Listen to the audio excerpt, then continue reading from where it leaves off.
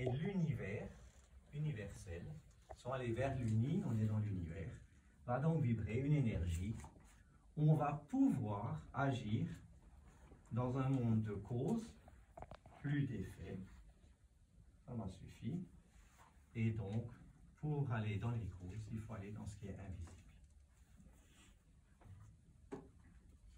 Et l'important, comme on dit toujours, ça se voit par le cœur, par les yeux. Donc si on veut changer de vibration, il faut changer d'organe.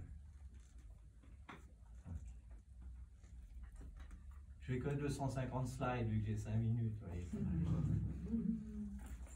Pour représenter ça, tout simplement une représentation. D'accord? Où pour moi, tout ce qui existe vibre, est uni, résonne. Et ma spécialité, c'est de me lier à ces résonances invisibles. On a tous des dons particuliers de naissance. Et depuis que je suis adolescent, j'ai développé ce don. Je suis né enfant indigo, comme on dit, donc il y a une perception particulière. Et j'en ai fait toute ma vie une deuxième carrière à côté de celle de directeur général. Et ça m'a permis après, dans un temps, de passer du visible à l'invisible et donc plus de me concentrer sur ce que je vois, mais sur ce que je ressens. Donc je traite des gens aussi bien en présence qu'à distance, parce que je vais simplement capter la vibration qui les habite, l'esprit qui les habite. Le corps physique a une vibration. Le corps émotionnel en a une autre. Le corps psychique en a une autre. Le corps amoureux en a une autre. Donc on va pouvoir, comme dans des fréquences, passer de basse à haute fréquence, la 4G en 5G, ou passer de 250G en 300G. Et c'est ma spécialité. Il n'y a pas encore d'appareil pour ça, d'accord? C'est d'être dans des taux vibratoires où moi je me sens à l'aise et je travaille tous les jours. Et on peut dans ces taux vibratoires faire des choses assez extraordinaires. Donc j'ai aidé à guérir aussi bien des maladies incurables que karmiques, que psychiques, que physiques, émotionnelles, que n'importe quoi. Mais c'est jamais moi qui décide. Je vais sentir où il y a un blocage parce que nous, on n'est pas là, c'est notre drone. Nous, on passe à travers le drone. Vous m'entendez souffler dans la flûte. Vous ne me voyez pas. Et qu'est-ce qui est intéressant? C'est en réalité tout ce qui se passe autour de nos drones, c'est nous. Notre esprit est comme le Wi-Fi. La nuit, on quitte le corps et on va se promener dans un autre champ de conscience. Et on revient le matin, on réactive le drone. Et ce qui est intéressant, c'est qu'à distance ou en présence, on va pouvoir sentir ce magnétisme, pour ceux qui parlent de magnétisme, cette induction, etc.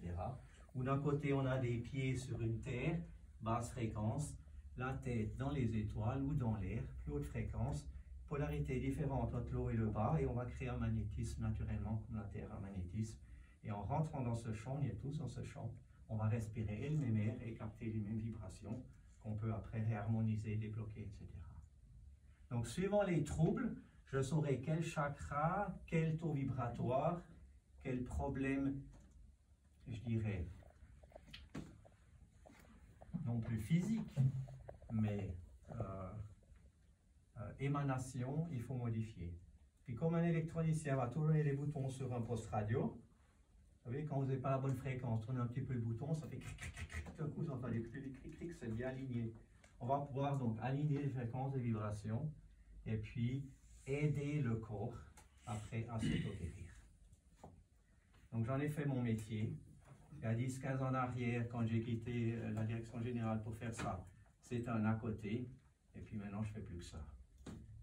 C'est-à-dire que c'est une profession à part entière, où ça n'a rien à voir avec la religion, ou je ne sais quelle croyance dépassée de nos jours, quoi. Mais c'est véritablement de travailler avec la source, avec la vie, avec tout ce qui existe partout sur Terre et ailleurs.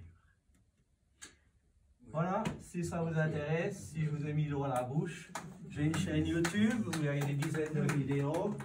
Vous allez sur le site internet, et puis bien entendu, je suis là. Et puis, voilà, si jamais le CDE. Donc, quand je reçois quelqu'un au cabinet, je vends 250 francs. D'accord? Et bien, c'est toujours bien dans des communautés de faire un geste D'accord? Donc si jamais quelqu'un vient du CDE, au lieu de 250 balles, sans guillemets, que 200 balles. Et puis quand c'est à distance, je demande 150 francs, si jamais, ça fera 120 francs. Juste pour finir sur du très concret, très matière. Comme ça, on a les pieds sur terre et la tête dans les étoiles.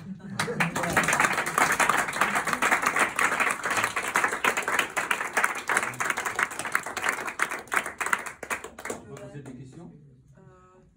Peut-être une ou deux? Allez, une question. D'accord. Donc j'ai cru comprendre qu'on peut faire ça aussi, mais à distance. Tout à fait. À distance. Il n'y a aucune différence de faire quelqu'un en présence ou à distance, sinon que le ressenti personnel. Parce qu'on a l'habitude de voir les gens, je ne touche pas les gens. Depuis le Covid, je ne les touche plus. Avant, je posais la main sur le front comme ça. Depuis le Covid, je ne les touche même plus. D'accord? Avec toutes les histoires qu'on raconte, encore, il vaut mieux plus toucher personne, quoi. Enfin, presque. Ok. Non, ça va très très bien à distance. Je fais des choses dans d'autres, des personnes dans d'autres pays, sur d'autres continents, pour moi ça m'est égal. Et en plus avec les nouveaux outils technologiques, par exemple par visio WhatsApp, c'est la classe. Parce que la personne va sentir, elle va vous voir, d'accord, puis elle va sentir d'un coup qu'il se passe quelque chose dans son corps, tout d'un coup là, elle se dit, oh, ça marche vraiment. Puis après si je fais sur photo, la personne va sentir d'un coup dans la journée, il y a quelque chose qui se passe dans son corps. C'est quand j'étais en train de la traiter par exemple. Mais il n'y a pas besoin de présence. Pourquoi? Parce que simplement, si on prend des ondulations normales de la Terre qui vibrent, le magnétisme terrestre est partout là. Donc, vu que c'est spirituel, vous branchez sur la Lune, sur Mars ou sur quelqu'un qui est au Liban ou ailleurs, c'est égal. Moi, j'utilise la photo parce qu'au niveau mental, c'est plus facile de me connecter sur la photo. Même si je n'ai pas la photo, c'est pas bien grave parce qu'on est en réalité tous unis, quoi. Si vous n'êtes pas là, je ne suis pas là. D'accord? Donc, l'ingénieur que tu as dirigé Swisscom pendant quelques années, c'était ça? C'est ça. Aucun regret, aucun... Non, parce que si on veut, quand j'ai fait ces études-là, en informatique, je dirigeais des sociétés, là, d'abord j'ai dirigé à Paris, société Swisscom, après à Zurich, société informatique, après à Genève, une société d'installation. On est dans la planification, on est dans le contrôle, contrôler, dans la direction, diriger. On ne contrôle rien du tout, on dirige rien du tout. On croit qu'on contrôle, on croit qu'on dirige.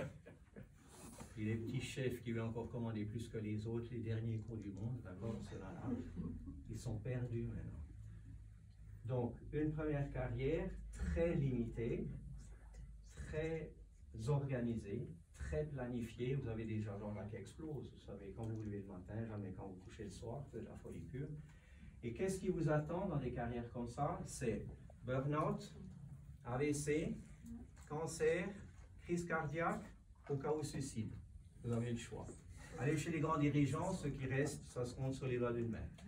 Et moi, avant, j'ai posé les plaques avant, pour moi revivre et aider les autres à me naître aussi.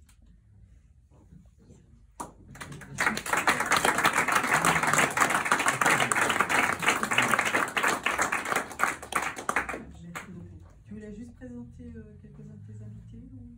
Alors, je l'aurais demandé avant si vous voulez, mais je ne crois pas qu'il y a un grand intérêt là. On va aller long. D'accord, ok. Voilà. Merci beaucoup, Merci Elsa. toi, Merci beaucoup à tous. Voilà, nous sommes au terme de ce